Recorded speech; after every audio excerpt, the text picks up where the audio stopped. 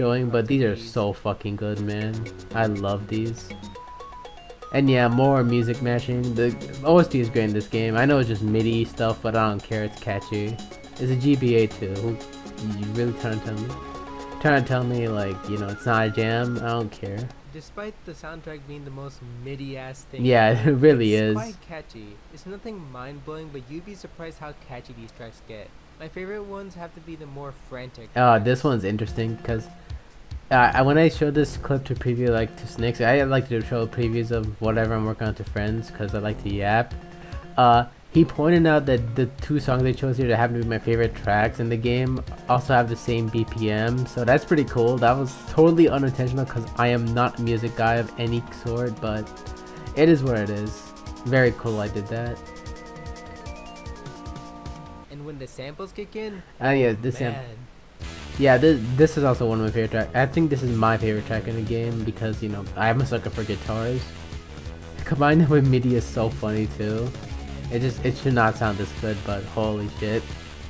give it a listen because it's great working music as well. I wouldn't say On if the it's topic great of the working sound, music, I gotta but hand it it is the to me. voices because despite I'm being built super different, compressed, so there's you know. a lot of them. In fact, I think this is the most we've ever heard Mario speak.